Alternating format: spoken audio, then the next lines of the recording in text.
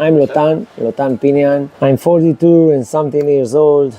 I'm married to Dr. Michal, she's Doctor of Education. We have 3 kids, 13 years old daughter, 11 years old son, and a 9 years old daughter. My kids, my wife and me were in the safe house after this massive missiles attack. We just jumped from our bed to the safe house and go from 6:30 a.m. We stayed there without food, without drink, without bathroom until almost 1 a.m. Yes. 18 hours and something. The first, we thought we're gonna have this missiles attack. The first thinking that I had is I need to go out and turn on the coffee machine. Just minutes after that, we start to have messages on the kibbutz WhatsApp that there are intruders, terrorists inside the kibbutz. On something like 7:13, I heard Arabic voice outside my door. So I wrote, "They are here." We didn't understand what it's going to be.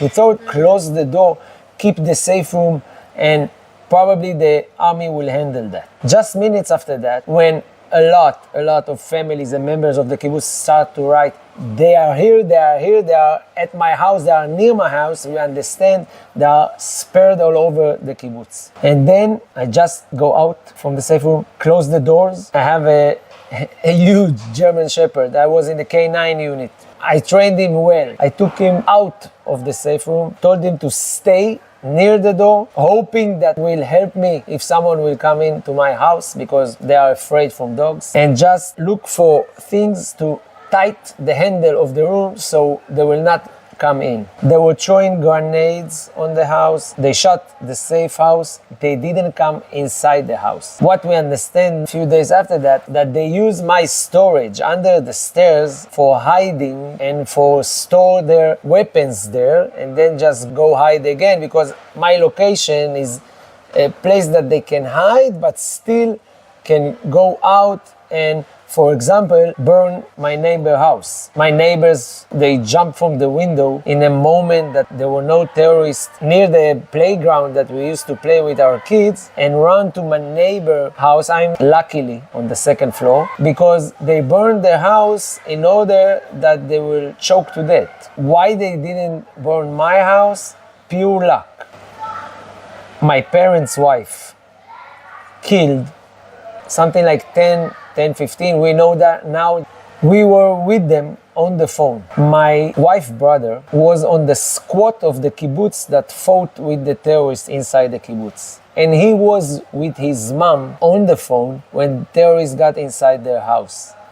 He was trying to get their house to help his parents, but it was full with terrorists. My best friend got injured there when he would try to reach this house. They shot at the house, then throwing grenades, then go inside the house, then a stick bomb on the door of the safe house in order to make a hole so they can throw grenades inside. My wife's mother, she understands that she's gonna make the last conversation with her son. In that conversation, she told him, when he told her, "Please be strong, no, my son, this is the end. I understand that this is the end. Please tell everyone, all of you, the family, that we loved each of one of you." And she wrote, the last words were, "Help, help." And we that were sitting inside the house that is 1 minute walking from their house, couldn't do nothing. But we knew from then, from 10 a.m. at morning until the time they rescue us after midnight, that there is no more for our kids, grandfather and grandmother, and for my wife, parents. And my kids knew that because it was on the phone, it was live. The WhatsApp was on the screen of the computer because we didn't have battery on the cell phone. We knew that Mati and Amir, that's the name of my wife's parents, are gone. It took 3 weeks until the government came to us and told us that they are dead. They didn't die inside their house. They found them 300 meters from the house on the road that they took the hostages with a bullet in their head and with their hands tight. They wounded severely, so they couldn't go out of the kibbutz. So they just shot them on the way. And there was a situation when they shut the house and threw a grenade on the window of the safe house, that my son said to me, I don't want to die here. I don't want to die here.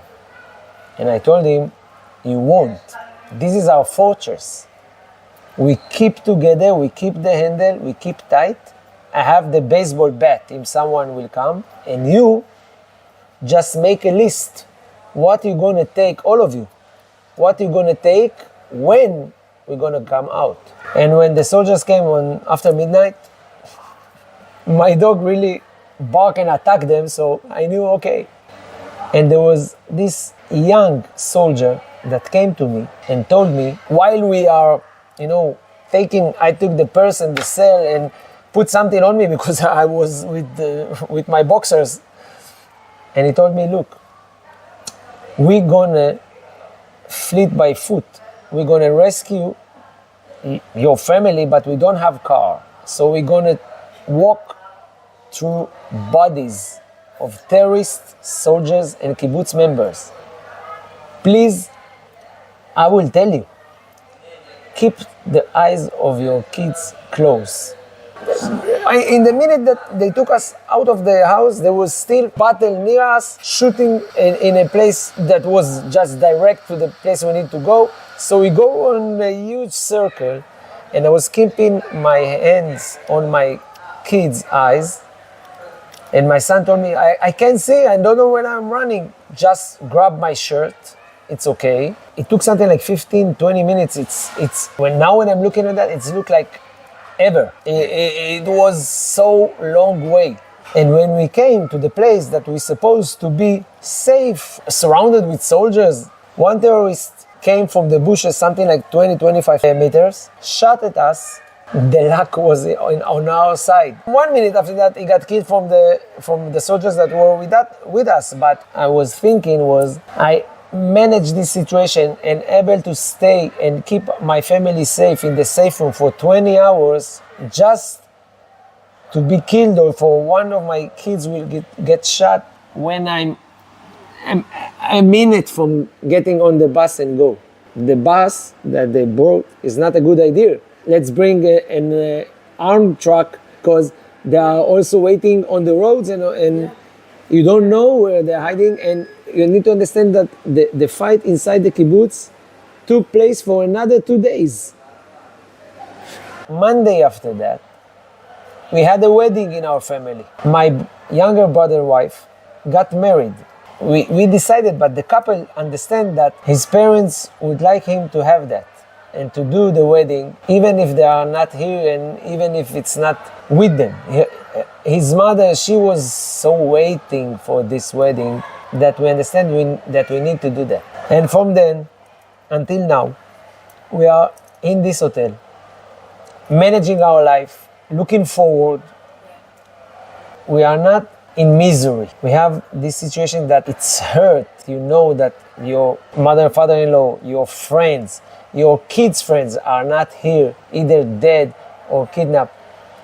But we need to look forward, because we are those who kept alive, and we need to be alive in a holistic way. Not only breathe, we need to see our future.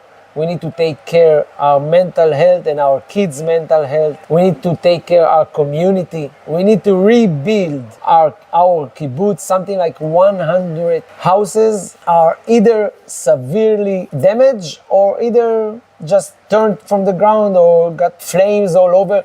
So we have 100 houses to rebuild. But it's not only the houses, the gardens, the place that our kids used to play.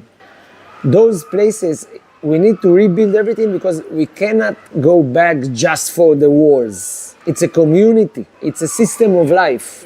We need to build a community. It's a big community. We got great industry in the kibbutz. We got great agriculture. We are 1,100 people now. We used to be 1,200 before. When you say Be'eri in Israel, the first thing that you go on your mind is success. And in order to success, we need to build ourselves together, and we cannot count on the government. We know that we need to raise money, to raise people, to raise help in order to build ourselves. Because we don't want to go back just for a house. We want to go back to our life. Yeah. When I came to the hotel on Sunday morning, it was a mountain. There was a mountain of chocolate inside because people all over Israel were hugging us. My kids took 2 cans of tuna and 1 can of corn and go upstairs and put it in the room because, and my wife asked them, why you do that? Look, all the goods are there. And they told her in a serious look, we didn't have food in the safe room. They can come here also. We need to have food inside the room. And also my son asked me on the first day to keep the handle of the hotel room safe. Oh, yeah. He kept whispered 2 days after we came because we whispered at the room because they were under the stands and using our storage. So he kept whisper for 2 days. We look strong, but we have moments that we look one to each other, one friend, my wife, someone that you didn't see for a week. You start to cry for 30 minutes, you hugging each other and keep going.